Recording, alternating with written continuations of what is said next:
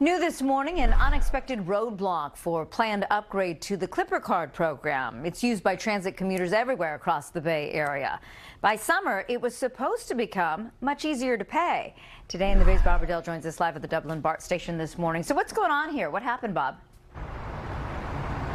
Laura, the technology isn't working yet. Anyone who wants to ride with BART, Muni, AC Transit, or any of the other mass transit agencies, they can still use contactless payment, but it must be through a virtual Clipper card. You might recall this summer the Metropolitan Transportation Commission, which oversees our region's mass transit, was supposed to launch a system that would allow people to bypass that Clipper card and just tap a credit or debit card instead.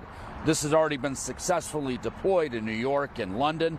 This would allow our transit agencies to offer free transfers, would make travel on our buses, trains, and ferries easier for people from out of town, and would just make travel easier overall, again, without having to take that extra step of loading a virtual Clipper card. So what happened?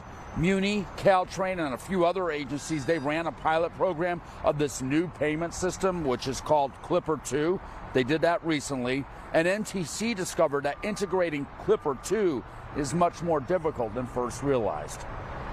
After compiling data and test results from this pilot, we've identified issues that need to be resolved before we can continue to the next phase of testing.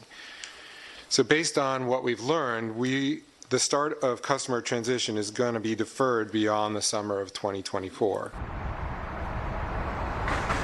The MTC is expected to issue a report this September on what progress, if any, it's made on the new Clipper 2 system. Last month, BART implemented new Clipper card readers at some stations here in the East Bay to make paying for transit faster and more convenient.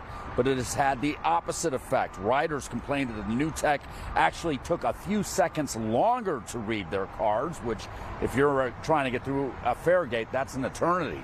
BART told the Chronicle it was working with its vendor to fix that issue. Reporting live here outside Dublin BART, Bob Redell, Today in the Bay.